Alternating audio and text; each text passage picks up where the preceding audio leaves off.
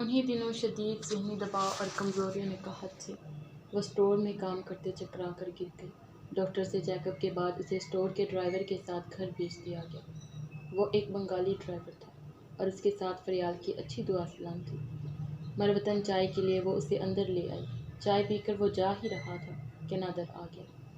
اس نے بنگالی ڈرائیور کے سلام کا جواب بھی نہیں دیا اور فریال کو گھورتا رہا۔ وہ جانتی تھی اس بات پر نادر ضرور لڑے گا، لیکن وہ صرف لڑا نہیں، اس نے اسے جان سے مار دینے کی حد تک مارا۔ وہ اسے زمین پر ایسے پٹک رہا تھا جیسے وہ روئی بھری گڑیا ہو۔ مجھے یقین تھا، ضلالت دکھا دی نا، ایسے ہی تو اتنی زبان نہیں چلتی۔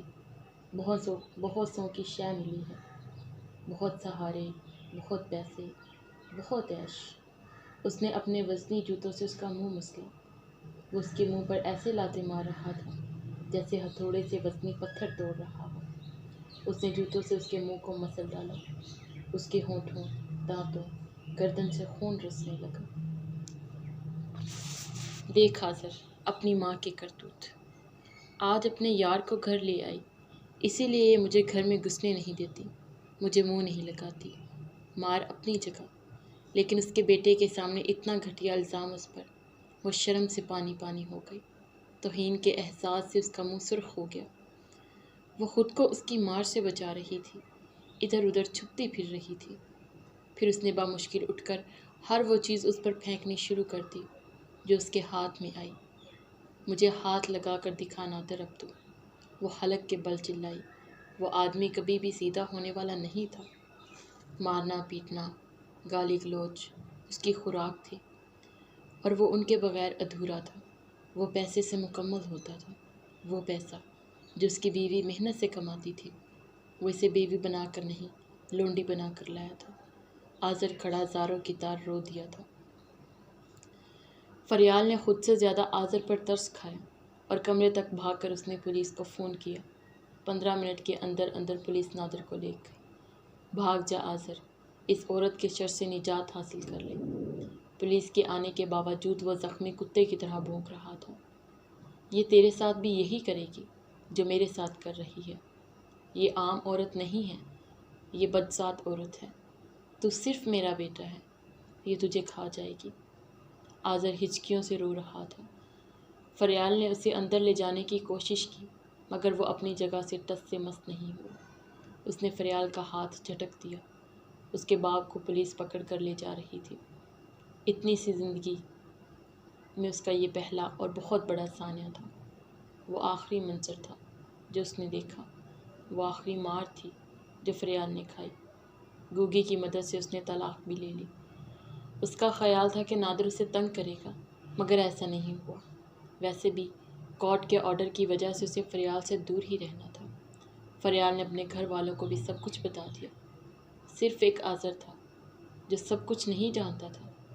آذر صرف وہ جانتا تھا جو اس کے پاپا اسے بتاتے رہتے تھے۔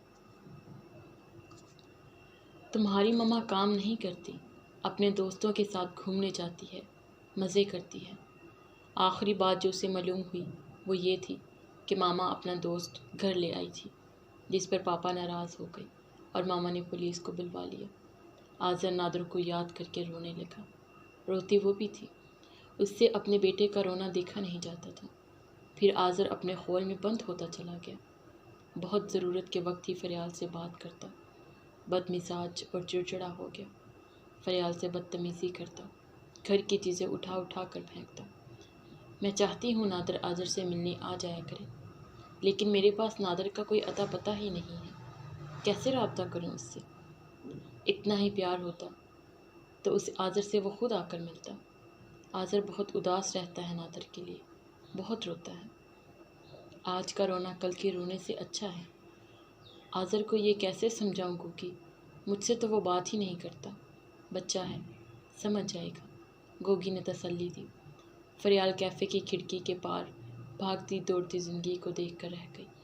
اب سارے پیسے اس کے پاس ہوتے تھے اور وہ سہولت سے اپنے گھر کو چلا رہی تھی، تو زندگی نے آذر کی بدتمیزی کے نام پر اسے ایک نیا دکھ دیا۔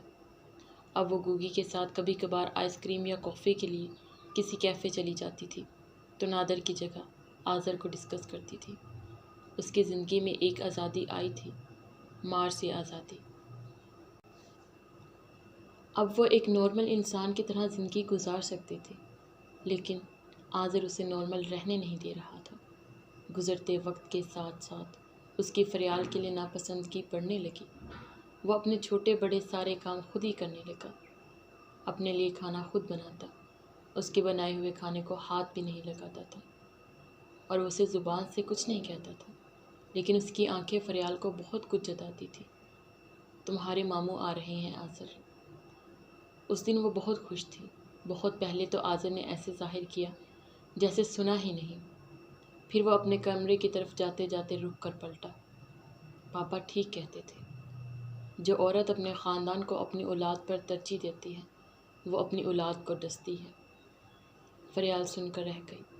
اسے اپنے باپ کی کہی باتیں یاد تھی۔ آہستہ آہستہ آذر نے ضرورت کے لیے اس سے پیسے لینے بھی بند کر دیے۔ وہ جو کچھ اس کے لیے خرید کر لاتی وہ ایک نظر دیکھنا بھی پسند نہیں کرتا تھا۔ شاید اس کا یہ رویہ بلا وجہ نہیں۔ فریال بہت پریشان تھی، لیکن نادر کا تو کچھ اتا پتہ ہی نہیں کہ وہ کہاں ہے۔ ہو سکتا ہے آذر نے اسے ڈھونڈ نکالا ہو۔ فریال کئی دنوں سے یہی سوچ رہی تھی۔ گوگی سے کہا تو اس نے بھی تائید کی۔ آذر، تم اپنے پاپا سے ملے کبھی؟ فریال بہت پیار سے پوچھ رہی تھی اس سے۔ مل لیتا، اگر آپ نے ملنے کے لائق چھوڑا ہوتا۔ آذر نے نفرت سے کہا، جیسے کسی نے اس کے زخم کو ادھیڑ ڈالا ہو۔ آپ کی وجہ سے ان کی اتنی بدنامی ہوئی کہ انہوں نے یہ شہر ہی چھوڑ دیا۔ آپ نے انہیں جیل بھیج دیا۔ وہ پتہ ہی کرتا رہا تھا نادر کا۔ وہ یقیناً اسے ڈھونڈتا رہا تھا۔ مجھے مار دیتا، تب تم خوش ہوتے؟ ہر بار آذر سے بات کرتے وہ دکھی ہی ہو جاتی تھی۔ اس بار زیادہ ہی ہو گئی۔ بری عورتوں کو مار ہی دینا چاہیے۔ آذر نے اتنی صفاقی سے کہا جیسے اپنی ماں سے نہیں، چوک پر کھڑی کسی فاحشہ سے کہہ رہا ہو۔ فریال اپنا دل تھام کر رہ گئی۔ میں تمہاری ماں ہوں آذر۔ کیا غلط کیا میں نے آج تک؟ کیا غلط کیا تھا پاپا نے؟ آپ کو روکتے ہی تھے نا، دن رات آپ باہر رہتی تھی اپنے دوستوں کے ساتھ۔ اب تم اتنے بھی بچے نہیں ہو کہ یہ نہ جان سکو کہ تمہاری ماں دوست رکھنے کی شوقین نہیں ہے۔ اور وہ جو صدیقی آتا ہے، انکل کہو انہیں، بھائی ہیں وہ میرے، ہر برے وقت میں مدد کی ہے میری انہوں نے۔ ایسے بھائی آپ جیسی بہنوں کی بہت مدد کرتے ہیں۔ بچہ نہیں ہوں میں۔ ہاں، تم صرف نادر کے بچے ہو۔ ہاں، میں صرف انہی کا بیٹا ہوں۔ پاپا ہیں وہ میرے، آپ نے انہیں مجھ سے دور کیا۔ نادر کی طرح ہی وہ چلایا، تمہاری بھلائی کے لیے کیا۔ تم کہاں سمجھو گے آذر، آخر کو نادر کی ہی اولاد ہو۔ آذر کے اس رویے سے وہ اتنی دل برداشتہ ہوئی کہ اس کے دل میں درد اٹھنے لگا۔ اس کا میڈیکل چیک اپ گوگی نے خود جا کر کروایا، اور اس کی رپورٹ سے وہ تشویش میں مبتلا ہو گئی۔ ڈاکٹر نے فریال کو 100 ہدایتیں دی تھی۔ گوگی اس کے لیے فکر مند تھی، لیکن اسے صرف ایک آذر کی فکر تھی۔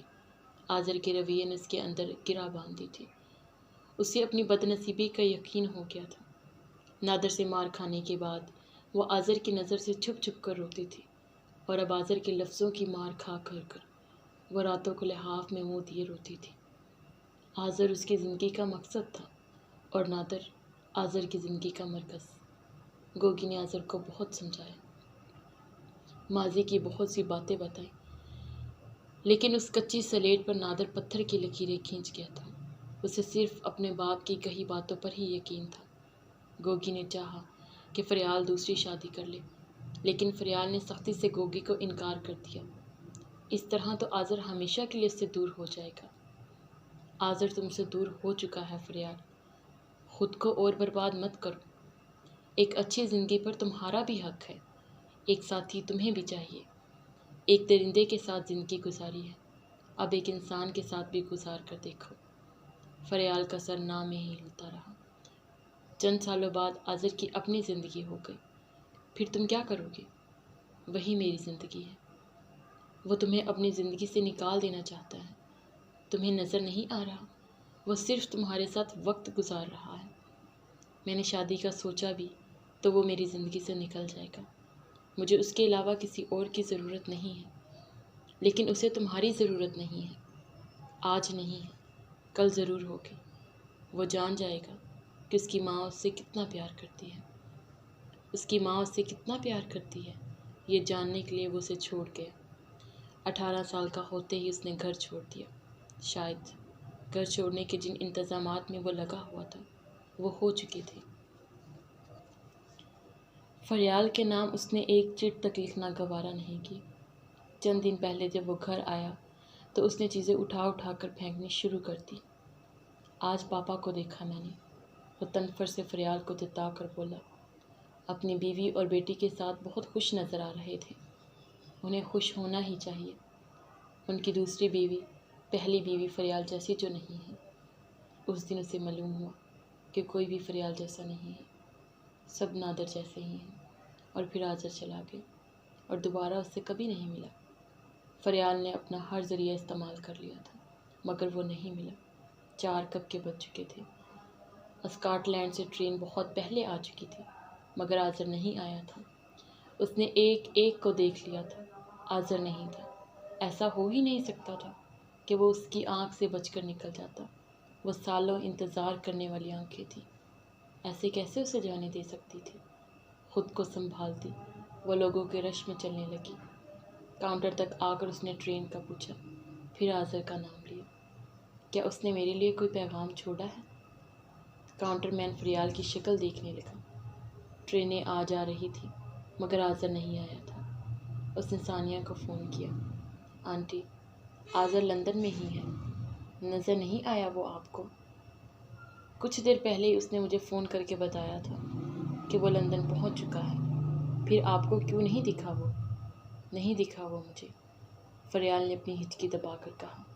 میں آذر کو فون کرتی ہوں، پھر آپ کو بتاتی ہوں۔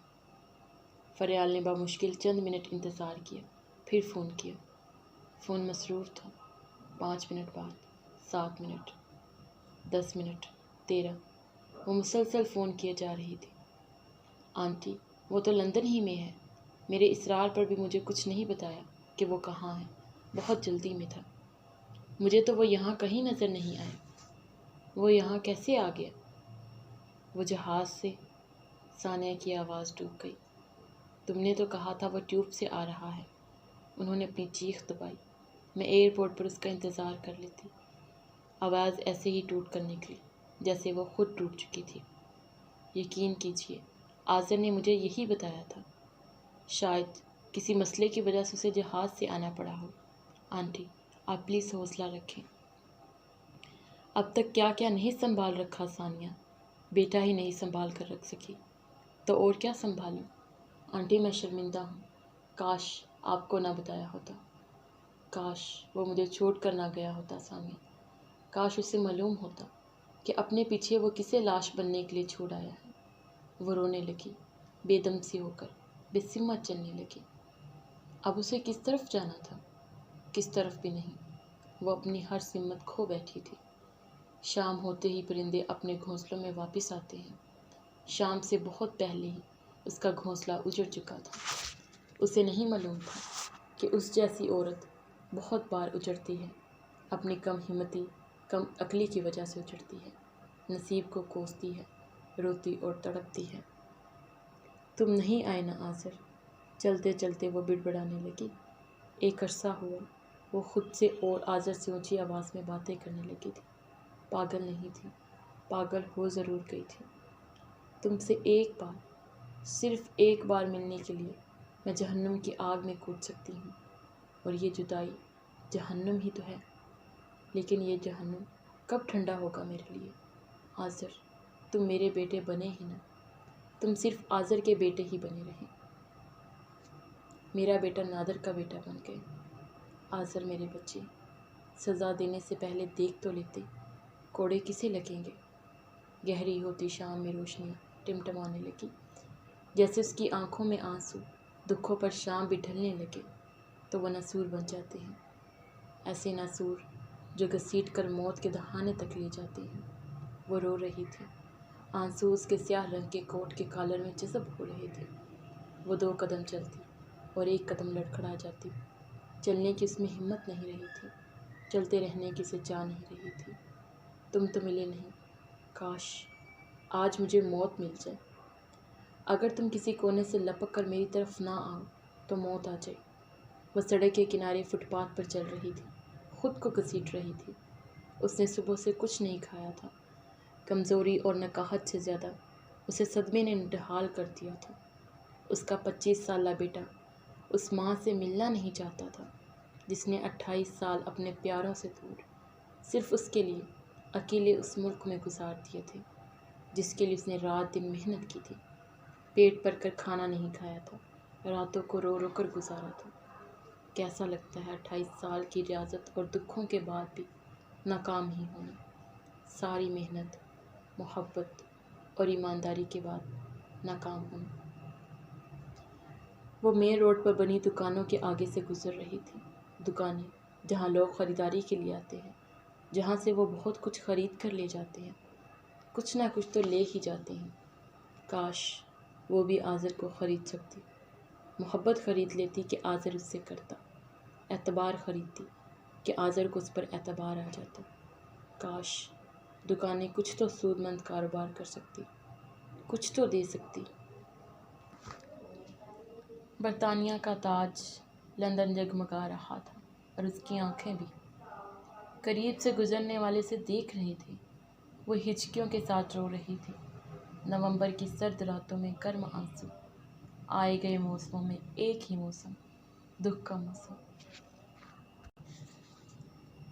میری ٹیسٹ رپورٹ پر سائن آپ نے کیے ہیں؟ آذر اس وقت 9th اسٹینڈرڈ میں تھا۔ وہ کچن میں کام کر رہی تھی جب وہ اپنے کمرے کا دروازہ دھاڑ سے بند کر کے دندناتا ہوا اس کے سامنے کھڑا پوچھ رہا تھا۔ خود سے تو وہ اپنی ڈائری، رپورٹس، نوٹس دکھاتا نہیں تھا اسے، وہ خود ہی اس کا بیگ چیک کرتی رہتی تھی۔ ہاں، کیا میں نے آپ سے کہا تھا سائن کرنے کے لیے؟ تمہیں کہنا چاہیے تھا۔ یہاں میرے ہی سائن ہوتے تھے، یہاں میرے ڈیڈ کے سائن ہوتے تھے۔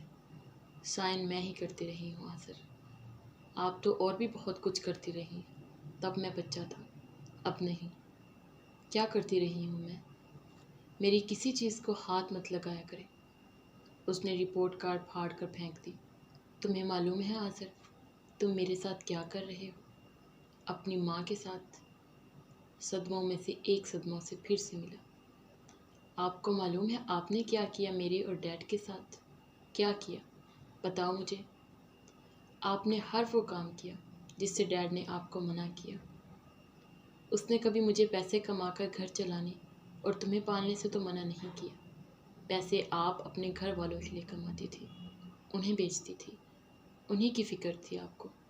جن عورتوں کے دل اپنے گھر، اپنے اولاد میں نہیں لگتے، وہ ساری دنیا کو اپنائے رکھتی ہیں۔ اکیلے ہی زندگی گزار رہی ہوں۔ کون ہے جسے اپنایا ہے؟ مجھ سے اپنی ذاتیات کی تفصیل مت پوچھیں۔ میں گناہ گار عورتوں کے گناہوں پر بات نہیں کرنا چاہتا۔ جس عورت نے مردوں کی طرح حلال رزق کمایا، اپنے بیٹے کے لیے اکیلے زندگی گزار دی، وہ گناہ گار ہے؟ آپ کو شوق تھا سنگل ہونے کا، آزاد رہنے کا۔ آزاد رہنے کا نہیں، مار پیٹ سے بچنے کا شوق تھا۔ برا شوق نہیں تھا آذر۔ برے کاموں سے کوئی آپ کو روکے بھی نہ۔ آذر کے پاس ہر سوال کا جواب تھا۔ گوگی ٹھیک کہتی تھی، نادر تمہارے اندر زہر بھر رہا ہے۔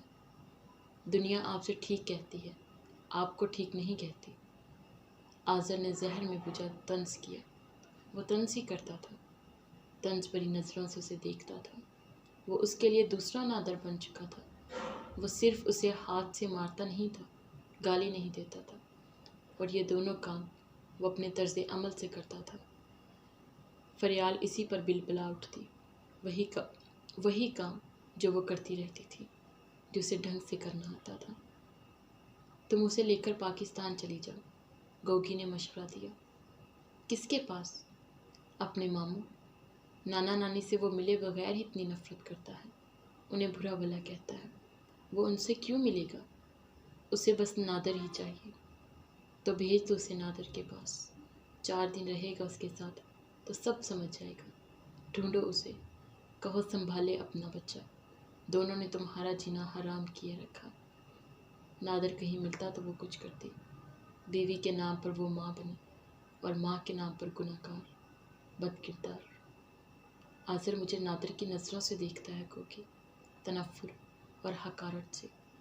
مجھ جیسی ماں سے پوچھو اولاد کی نفرت کا دکھ۔ پہلے باپ مارتا تھا، اب بیٹا لفظوں کی مار مارتا ہے۔ کوئی ایک بھی میرے لیے دوا نہ بنے۔ وہ مجھ سے محبت نہ کرے مگر میرا احترام ہی کر لے۔ میرا خیال نہیں رکھ سکتا، اپنا ہی رکھنے دے۔ وہ مجھے ہاتھ بھی نہیں لگانے دیتا، جس کے لیے میں نے اپنے 2 ہاتھوں سے رات دن کام کیا۔ اس سرد ملک میں تنہا رہی۔ وہ محبت نہیں کر سکتا تو نفرت بھی کیوں کر رہا ہے گوگی؟ کیا نہیں کیا اس کے لیے، اولاد کے لیے جو ایک ماں کرتی ہے اس سے زیادہ ہے۔ میری قسمت ایسی کیوں ہے گوگی؟ اتنے پہاڑ میرے لیے، کیا میں اتنے دکھ اٹھانے کے ہی لائق تھی؟ کوئی سکھ، کوئی آرام میرے لیے کیوں نہیں بنا؟ ماں باپ نے شادی کی، میں نے کر لی۔ نادر برا نکلا، میں نے برداشت کر لیا۔ آذر برا بن رہا تھا، میں یہ برداشت نہیں کر سکی۔ میں نے کیا برا کیا؟ سب آذر کے لیے ہی چاہا۔ یہ سب تمہاری کمزوریوں کا انجام ہے فریال۔ عورت میں اتنی ہمت تو ہونی چاہیے کہ وہ بگڑی بات کو سنوار سکے۔ تم قسمت کو کوس رہی ہو، میں تمہاری بزدلی کو کوسوں گی۔ تم نے اپنے ڈر اور خوف سے نجات حاصل کی ہی نہیں۔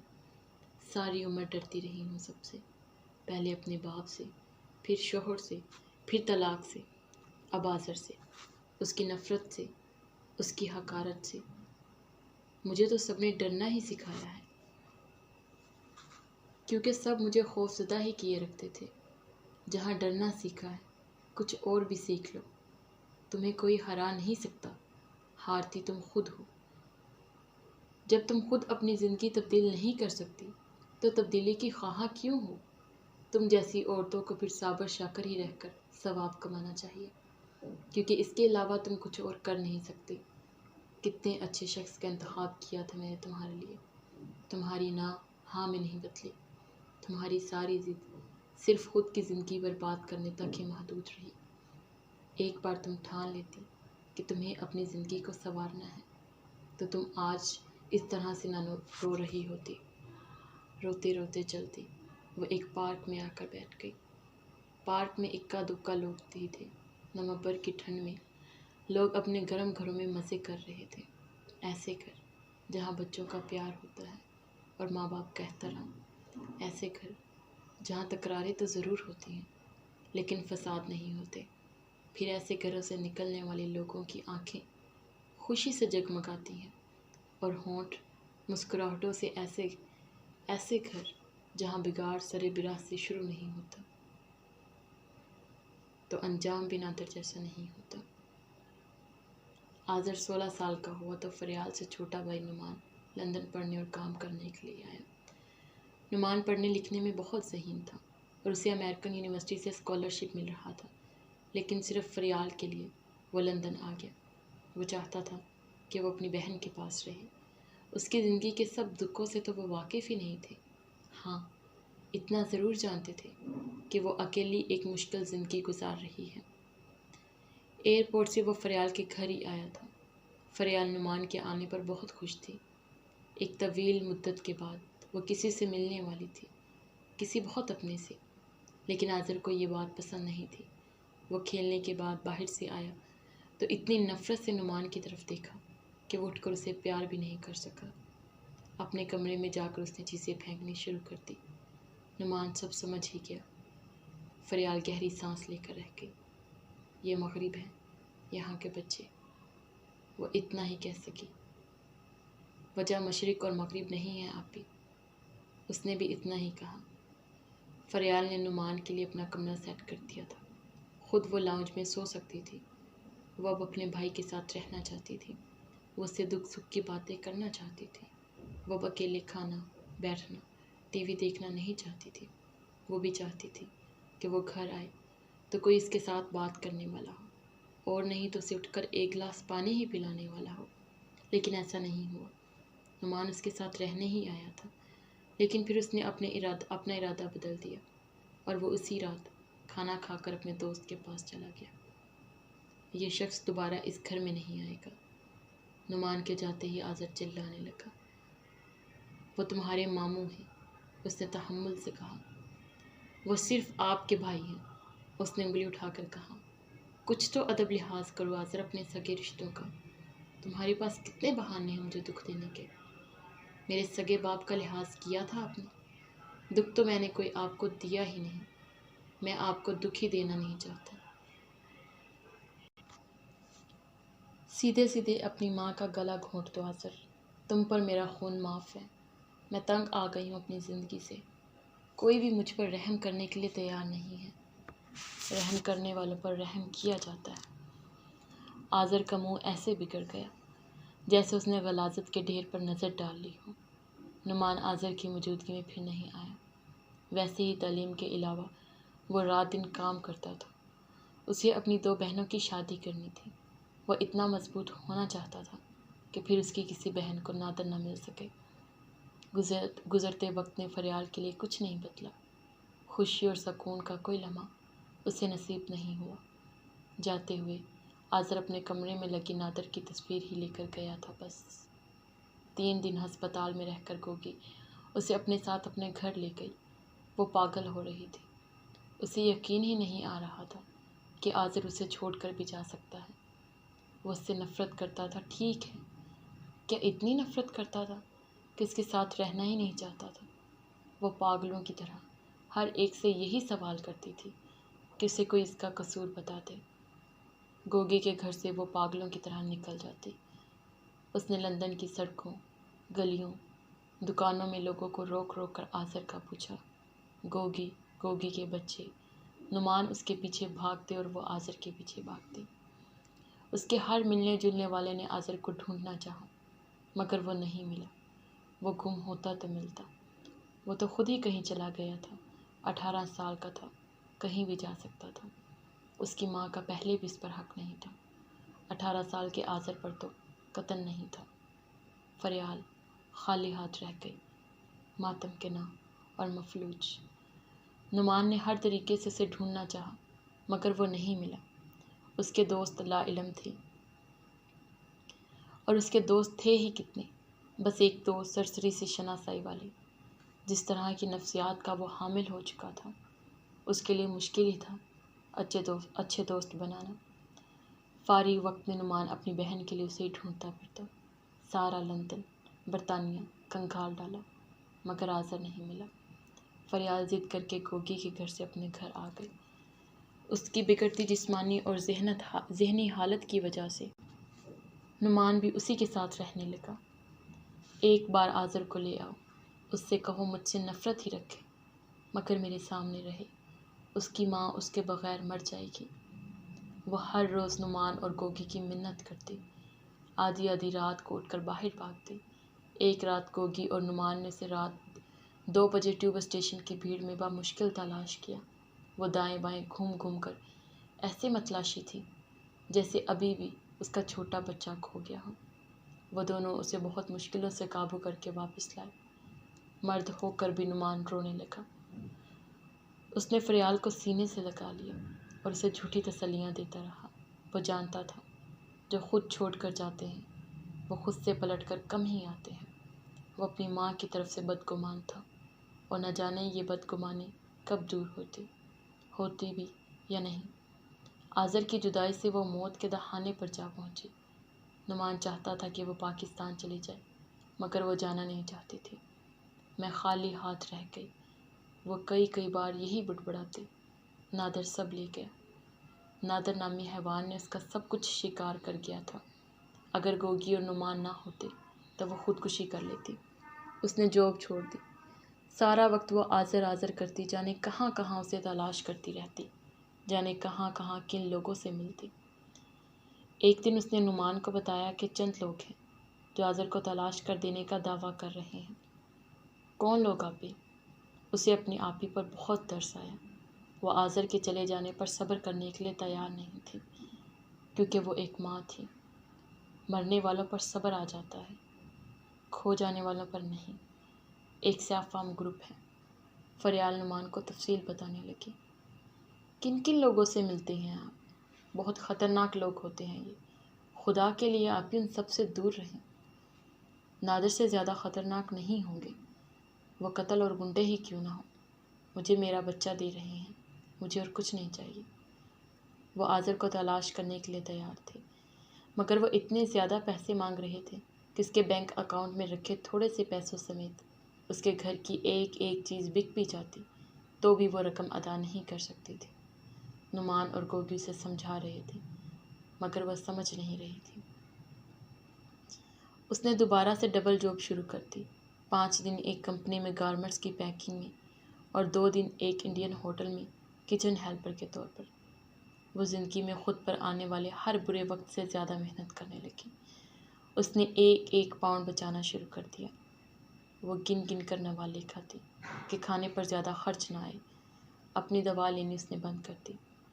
ڈاکٹر کے بتائے گئے ٹانک، سیرپ اور فوڈ سپلیمنٹ اس نے مکمل طور پر بند کر دیے۔ کبھی کبھار لیے جانے والے گرم کپڑے جوتے اس نے ان کا خیال ہی دل سے نکال دیا۔ وہ سانس لینا بھی چھوڑ دیتی اگر اس سے آذر مل جاتا تو۔ اس کی کمر جھک سی گئی اور بالوں میں سفیدی تیزی سے پھیلنے لگی۔ وہ 18 سال کے کئی بھاگے ہوئے بچوں کی صدیوں کی پھٹکار زدہ بڈھی نظر آنے لگی۔ سر پر اسکارف لپیٹے، گندا مندا کوٹ جسے اسے دھونے کی فرصت ہی نہیں تھی، اس نے ملبوس وہ ہر دیکھنے والی آنکھ سے مخاطب یہ کہتی تھی کہ مجھ پر ترس کھاؤ، رحم کرو۔ ہر لمحہ اس کے وجود میں آذر آذر ہوتی۔ وہ رات دن یہ خواب دیکھتی کہ وہ اس سے آ کر لپٹ رہا ہے۔ راتوں کو اس کی ہچکیوں اور صداؤں سے نعمان اٹھ بیٹھتا، اسے سینے سے لگاتا، تسلی دیتا، اس کے آنسو صاف کرتا، لیکن آذر نامی جنون اس میں بڑھتا ہی جا رہا تھا۔ ایک عرصہ لگا فریال کو ایڈوانس کی رقم جمع کرنے میں۔ گوگی اور نعمان سے بھی پیسے ادھار لیے، گھر کا کچھ سامان بیچا، اپنی جمع شدہ رقم میں ان پیسوں کو شامل کیا اور انہیں جا کر دے آئی۔ ایڈوانس دینے کے 3 ماہ بعد فریال کو آذر سے متعلق معلومات ملنے لگی۔ لندن سے وہ سیدھا فرانس گیا تھا۔ فرانس کی یونیورسٹی سے 2 سالہ ڈگری لینے کے بعد اس نے وہیں کسی کمپنی میں 1.5 سال تک جاب کی۔ پھر وہ سویڈن چلا گیا۔ کچھ عرصہ وہاں قیام کے بعد وہ وہاں سے بھی چلا گیا۔ کہاں چلا گیا وہ معلوم کر رہے تھے، اور ظاہر ہے یہ معلومات کیا وہ کہاں ہے فریال کو مکمل ادائیگی کے بعد ہی ملنی تھی۔ نعمان کا کہنا تھا کہ وہ اپنے پیسے برباد کر رہی ہے، ان لوگوں کو دیکھ کر وہ لوگ اسے الو بنا رہے ہیں۔ بننے دو مجھے الو، ماں بن گئی ہوں، اب دیکھنا کیا کیا نہیں بنتی۔ وہ کسی کی کوئی بھی دلیل نہیں سنتی تھی۔ اس کے ماں باپ پاکستان سے فون کر کے اصرار کرتے تھے کہ وہ ان کے پاس آ جائے، لیکن وہ آذر کی تلاش میں دنیا کے ہر کونے تک جا سکتی تھی، لیکن اس کی تلاش کو ترک کر کے قبر میں بھی جانا نہیں چاہتی تھی۔ وہ ہر صورت اسے پانا چاہتی تھی۔ خوابوں میں اسے بے تحاشا چومتی تھی، اور خوابوں میں ہی وہ اس کے سامنے ہاتھ جوڑتی تھی، اس کے پاؤں پکڑتی تھی۔ وہ اس کے سامنے آ جائے تو وہ تب بھی یہی کرے، بے شک آذر اسے دھتکار دے۔ وہ جانتی تھی وہ اس سے محبت کبھی نہیں کرے گا۔ وہ اس کی دھتکار کے لیے ہی تیار تھی۔ اس کی صحت دن بدن گرتی جا رہی تھی۔ کئی دنوں بیمار رہتی تھی، لیکن چھٹی نہیں کرتی تھی۔ ہڈیوں کا ڈھانچہ بن چکی تھی۔ اس کا وجود ہر وقت کائیں کائیں کرتا رہتا تھا، پیاسے کوے کی سی کائیں کائیں، پیاس جو وجود کے ہر مسام سے پھوٹے۔ وجود وہ جس کی تکمیل کسی دوسرے وجود سے ہوئی ہو۔ آپ بھی اب بس کر دیں، بہت برباد کر لیا خود کو۔ وہ بیماری میں بھی جاب پر جا رہی تھی۔ نعمان کی آواز رند گئی۔ آذر کے ملنے تک مجھے اور کر لینے دو، میں اس سے ملے بغیر نہیں مروں گی۔ وہ میری جمع پونجی ہے، ایسے کیسے میں اسے دنیا میں بانٹ دوں؟ وہ آپ کا ہوتا تو آپ کو چھوڑ کر نہ جاتا آپ بھی۔ میں اس کی نہیں ہوں گی، لیکن وہ صرف میرا ہی ہے۔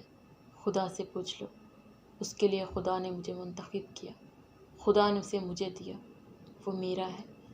روز حشر اسے میرے نام سے پکارا جائے گا۔ آپ بھی کس حشر کی بات کر رہی ہیں؟ اس حشر سے بڑھ کر اور کیا حشر ہوگا؟ اس کا نام لے لے کر آپ دیوانی ہو چکی ہیں۔ اگر آپ کی شادی ایک غلط فیصلہ ہو ہی چکا تھا تو آپ اس فیصلے کی اتنے عرصے تک کیوں پابند رہی؟ چھوڑا کیوں نہیں اسے؟ آذر کو لے کر آپ پاکستان آ جاتی۔ اتنے فیصلے کرنا مجھے کب کسی نے سکھایا تھا نعمان؟ ابو نے، امی نے، خاندان نے، کس نے سکھایا تھا مجھے کہ کیسے فیصلے کرنے ہیں، غلط کو درست کیسے کرنا ہے؟ مجھے کیا معلوم، میں تو قمیصوں اور شلواروں کا دھیر کر دوبارہ سینا جانتی تھی، جلے ہوئے سالن کی بو ختم کرنا جانتی تھی، تھوڑے پیسوں میں بچت کیسے کی جاتی ہے، اور دروازے کی اوٹ میں چھپے کھڑے رہ کر باہر سے سودا سلف کیسے منگوانا ہے۔ بس یہی سب کچھ سیکھا۔ تم پوچھ رہے ہو میں نے نادر کو اپنی زندگی سے نکال باہر کیوں نہیں کیا؟ کر دیتی اگر اتنی ہمت ہوتی۔ یہی سوچا کہ پھر خاندان میں میری بہنوں سے شادی کون کرے گا؟ نادر نے کتنا زہر اگلا میرے خلاف اپنے خاندان میں، اسی سب سے ڈرتی تھی۔ میرا بیٹا مجھے بد چلن ثابت کر گئے۔ اب تم کن فیصلوں کی بات کر رہے؟ اب تو سارے فیصلے خدا کے ہی ہاتھ میں ہیں۔ معاشرے کو ہم ہی نے بدلنا ہے آپ ہی۔ نعمان نے اس کی ایک ایک بات سے متفق تھا۔ میری تو زندگی ہی بدل گئی نعمان۔ میری زندگی نے اتنے رخ بدلے ہیں کہ کسی رخ پہ اب منزل دکھائی نہیں دیتی۔ ممتا سے مجبور ہوں، ورنہ پل پل مرنا نہیں چاہتی، اپنا گلا کاٹ لینا چاہتی ہوں۔ ممتا کا گلا گھونٹ جو نہیں سکی۔ آذر بہت پچھتائے گا۔ میں اسے یہ بد دعا بھی نہیں دے سکتی کہ وہ پچھتائے۔ اسے یہ احساس ہو کہ اس نے میرے ساتھ کیا کیا۔ جس دن اسے یہ احساس ہوا وہ پل پل شرمندہ ہوگا۔ مجھے میرا آذر شرمندہ نہیں چاہیے۔ جیسے تیسے کچھ ہی عرصے بعد فریال نے رقم کی مکمل ادائیگی کر دی۔ گاہے بگاہے اسے مختلف خبریں ملنے لگی۔ وہ جرمنی میں تھا، اپنی بیوی ثانیہ اور ایک 8 ماہ کی بچی سمل کے ساتھ تھی۔ وہ ایک فلیٹ میں رہتا تھا۔ فریال کو فون نمبر اور گھر کا ایڈریس دے دیا گیا۔ فون نمبر اور ایڈریس ملتے ہی وہ اپنا دل تھام کر رہ گئی۔ اسے یقین نہیں آ رہا تھا کہ آذر مل چکا ہے، اس کا آذر، اسے ہمیشہ کے لیے چھوڑ جانے والا آذر، اس کا اکلوتا بیٹا۔ 6 سال اور چند ماہ آذر اسے مل چکا تھا۔ فون نمبر ہاتھ میں لیے وہ دیر تک روتی رہی۔ ایک ماں کی اپنے بیٹے تک رسائی اتنی اذیت ناک ہوگی، ایسی بد دعا کسی ماں کو نہ ملی، ایسی بد دعا کوئی اولاد نہ بنے۔ فریال نے فون کیا۔ یہ گھر کا لینڈ لائن نمبر تھا۔ آذر، ہیلو کہنے والے آذر کی آواز سنتے ہی وہ ہچکیاں دبا کر بامشکل بولی، کون؟ اس کی پھنسی پھنسی آواز وہ پہچان نہیں سکا تھا۔ تمہاری ماں، وہ اتنا ہی کہہ سکی۔ میری کوئی ماں نہیں۔ اس نے فون بند کرنے میں ذرا بھی دیر نہیں کی۔ اتنے سال بعد بھی وہ ویسا ہی تھا۔ وہ تو اپنی ماں کی شکل بھی بھول گیا تھا۔ آواز کیسے پہچان لیتا؟ محبت کرتا تو یاد رکھتا۔ ساری رات، اگلا سارا دن وہ فون پر فون کرتی رہی، مگر اس نے پھر فون نہیں اٹھایا۔ وہ کچھ دیر آرام کر لے، نعمان اس کی جگہ فون کرنے لگا، لیکن فریال کو قرار نہیں تھا۔ وہ بھوکی پیاسی فون کے ساتھ چپکی رہی، روتی رہی، دعائیں کرتی رہی، لیکن نہ آذر نے اس کی تڑپ محسوس کی، نہ ہی اس کا رونا سنا۔ وہ فریال نامی عورت سے جی بھر کے نفرت کرتا رہا۔ فریال کے پاس مزید 1 پاؤنڈ نہیں تھا کہ وہ جرمنی جا سکتی۔ وہ سب سے ادھار لے چکی تھی۔ نعمان اپنے آپ ہی کو انکار نہیں کرتا تھا، مگر اس نے اپنا سب کچھ ارسا اور نمرہ کی شادیوں پر لگا دیا تھا۔ چند ماہ بشتر اس نے سادگی سے برطانیہ رہنے والی ایک پاکستانی نژاد لڑکی ارم سے نکاح کر لیا تھا۔ وہ دونوں فریال کے سامنے والے فلیٹ میں رہتے تھے۔ جو کچھ تھا فریال کے سامنے ہی تھا۔ اس نے فریال سے کچھ چھپا کر الگ نہیں رکھا تھا۔ وہ نعمان کے سامنے رو رہی تھی، کسی بھی طرح مجھے جرمنی بھیج دو، اپنے گھر سے دھکے دے کر نکال تو نہیں دے گا، پھر تو اسے مجھ سے ملنا ہی ہوگا، پھر وہ میری ضرور سنے گا، ورنہ میں اس کے دھکے ہی کھا کر آ جاؤں گی۔ مجھے قرار آ جائے گا نعمان، کچھ کرو میرے لیے۔ وہ ہاتھ جوڑے بیٹھی تھی۔